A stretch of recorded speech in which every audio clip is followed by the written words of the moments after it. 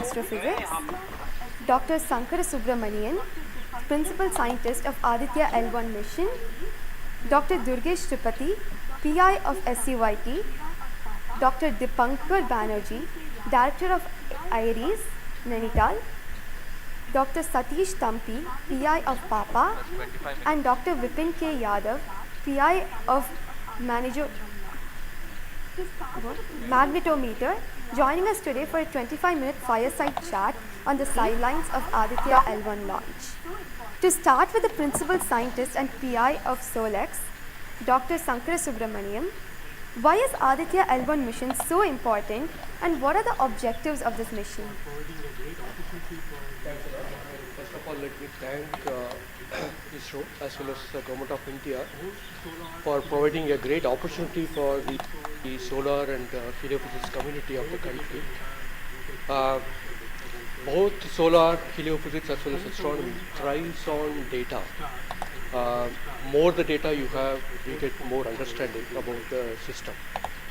And Sun is our own star, our dearmost star, so understanding them is much more important for our everyday life. So this mission, Aditya, when it was conceived initially, with a support from our Professor U.R. Rao, along with Dr. Srikumar and Professor G. Srinivasan, we made sure that we will have a unique data set which is not available from any other missions internationally.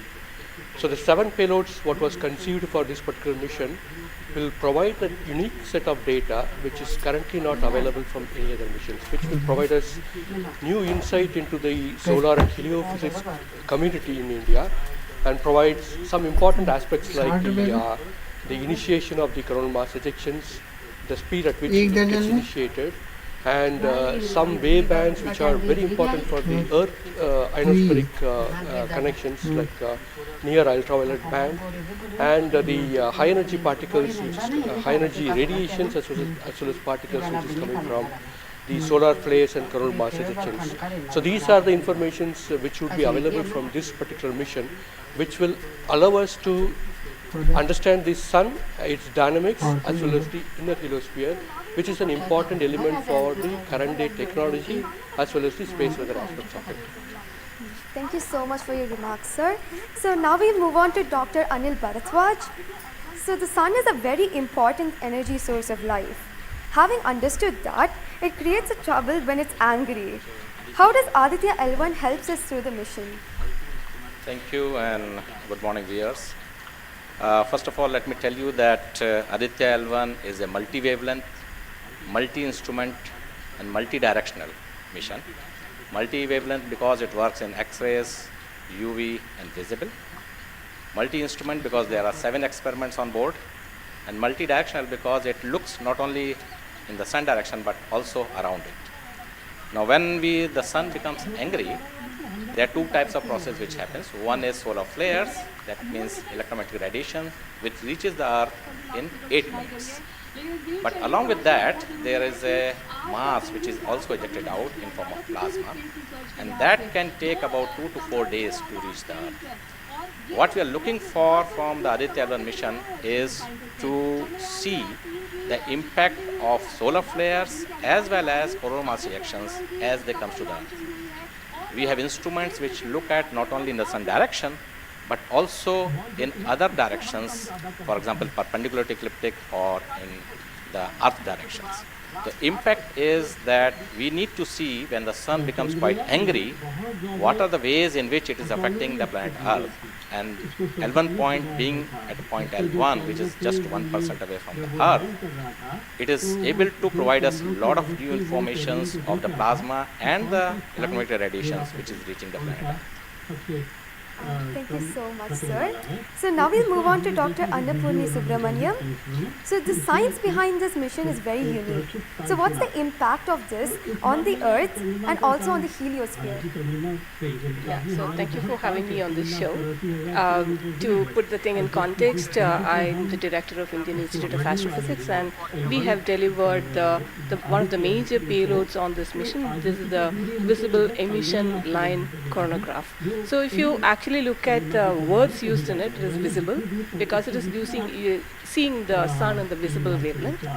Emission line, so what is it detecting? It is the emission line of certain elements. Because the corona is hot, the emission which you get is in the terms of, it's not absorbing the light which is coming from the sun, but it's already hot, so it is coming down by emitting lines.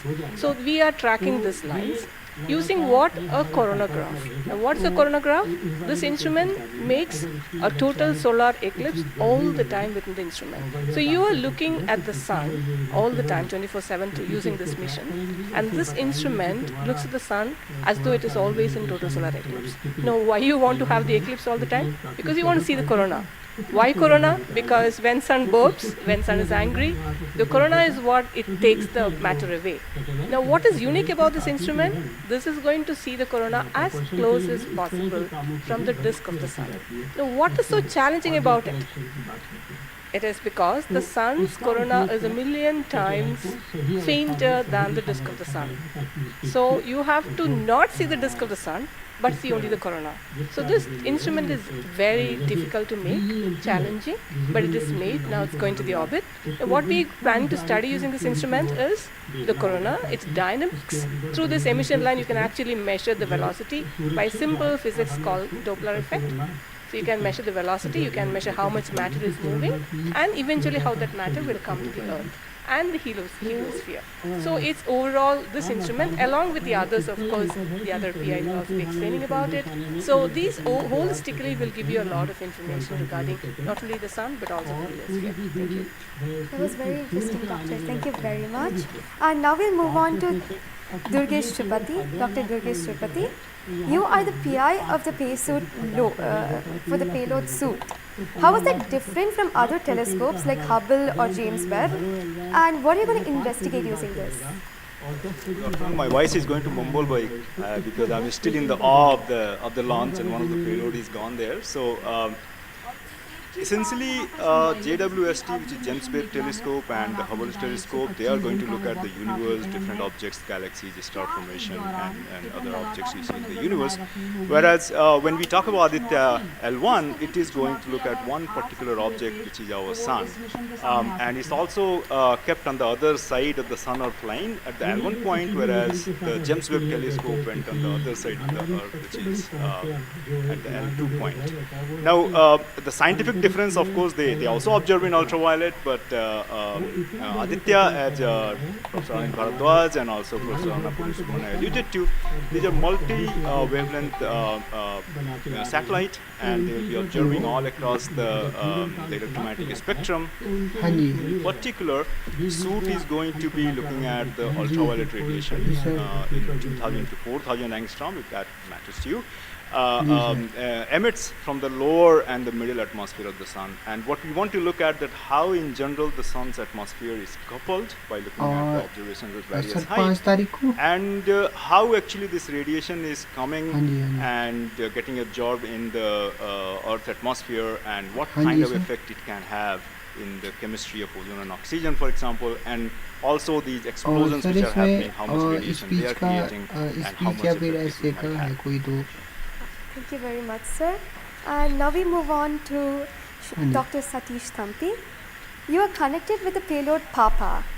Already the plasma particles on the moon are analyzed. How do you analyze plasma particles in the sun? And what is the importance of solar winds, and how does it impact? Thank you for giving opportunity to come to this show. As my colleagues, they mentioned actually about the sun. Today we have the auspicious day where actually we are going to our own star, that is the sun. Just I want to tell to the viewers that actually the sun, which is our hero basically in the solar system. If you look into the mass of the solar system, 99% of the mass of the solar system is occupied by the sun. And also this sun is plasma. Now when we are talking about the heliosphere, actually all our planets are engulfed in that thing. You know, we have been studying in decades, maybe in centuries we have been studying about the sun. But what we are lacking actually a comprehensive approach, because sun is giving its energy mainly in three forms. The first one is the radiation, actually my colleagues already talked about, which we can do remotely from our ground. But the plasma, basically we are talking